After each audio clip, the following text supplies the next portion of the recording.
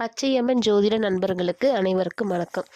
இன்று நாம் காணவிருக்கும் பதிவு கும்ப ராசிக்காரர்கள் வணங்க வேண்டிய கடவுள்.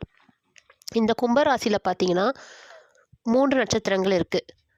அதில் அவிட்டம் 4ஆம் பாதமும் சதயம் 4 பாதங்களும் 1 2 3 4 பாதங்களும் புரட்டாதி 1 2 3 பாதங்களும் உள்ளது.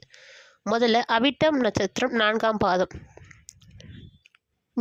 இந்த ஜாதகர்கள்லாம் வணங்க வேண்டிய கடவுள் என்னன்னு பார்த்தீங்கன்னா துர்கை, அடுத்தது பைரவர். சீர்காழி பிரம்மபுரீஸ்வரர் கோவிலில் அமைந்துள்ள அஷ்ட பைரவரை வணங்கி வந்தால் மிக சிறப்பாக இருக்கும். இவர்கள் வாழ்க்கையில் அடைய வேண்டிய எதிர்நோக்கி கொண்டுள்ள அனைத்து செல்வங்களையும் விரைவாக அடைவார்கள். அடுத்து சதய நட்சத்திரம் 1ஆம் பாதத்தில் பிறந்த ஜாதகர் ஆஞ்சநேயரையும் துர்கை அம்மனையும் வழிபாடு செய்து வர வேண்டும். அடுத்து திருச்செங்கோடு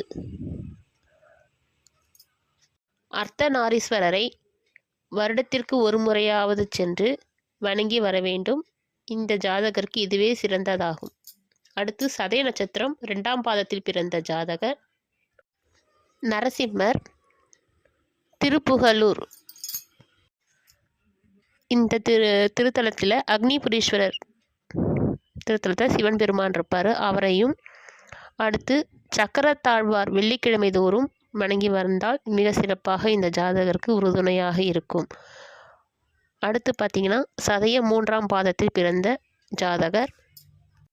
இந்த ஜாதகரும் பார்த்திங்கன்னா திருப்புகலூர் அக்னீஸ்வரர் பெருமாள் சிவபெருமானையும் வணங்கி வர வேண்டும். அடுத்து பெருமாளையும் திருப்பதியில் உள்ள வெங்கடேஷ பெருமாளையும் வணங்கி வருவது மிக சிறப்பாக அமையும். அடுத்து சதய நட்சத்திரம் 4ஆம் பாதத்தில் பிறந்த ஜாதகர் பார்த்திங்கன்னா சனீஸ்வர பெருமாளையும் திருநள்ளாறில் அமைந்துள்ளவரை வருடத்திற்கு ஒரு முறையாவது சென்று வணங்கி வர வேண்டும். அடுத்து ஆஞ்சநேயரை கண்டிப்பாக சனிக்கிழமை தோறும் காலையில் குளித்தவுடன் அவருக்கு தீபம் போட்டு துளசி மாலை சாற்றி வழிபட்டு வர வேண்டும். இப்படி செய்து வந்தால் இந்த ஜாதகருக்கு பல இன்னல்களை தவிர்க்க முடியும். இவர்கள் மனதில் நினைத்த காரியம் சுமூகமாக தடையில்லாமல் முடியும்.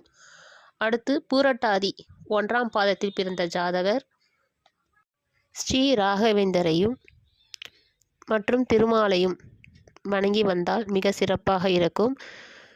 ராகவேந்தரை வெள்ளிக்கிழமை தோறும் தரிசனம் செய்து உங்களால் முயன்ற ஏதாவது ஒரு பழங்கள், மாதுளப்பழம், செவ்வாழைப்பழம் அப்படி வாங்கி கொடுத்து அவர்களை தரிசித்து வர வேண்டும். இதுவே இந்த ஜாதகருக்கு சிறப்பை தரும்.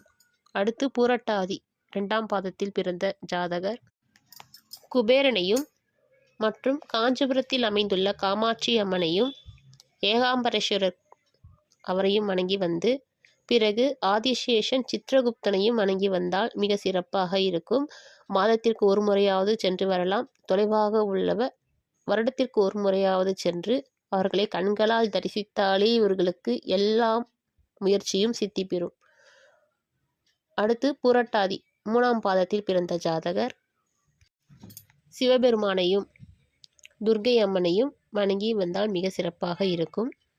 பிரதோஷ காலங்களில் கண்டிப்பாக மாலை 6லிருந்து 4:30 மணியிலிருந்து 6 மணிக்குள் இந்த சிவபெருமானை தரிசனம் செய்து வந்தால் மிக சிறப்பாக இருக்கும். பொதுவாகவே இந்த கும்பராசிக்காரர்கள் எந்த மாதிரி வழிபாடு செய்யலான்னு பார்த்தீங்கன்னா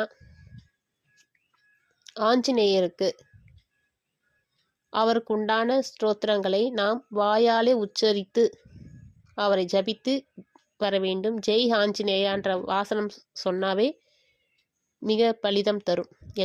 எல்லாமே உங்களுக்கு சித்தி பெறும். அப்படி இல்லை எனக்கு எதுவுமே வராது அப்படின்னா கூட ஒரு யூடியூப்பில் எதனா பாட்டு கேட்டு கூட நீங்கள் அவரோட நினச்சி கோவிலுக்கு போகலாம்.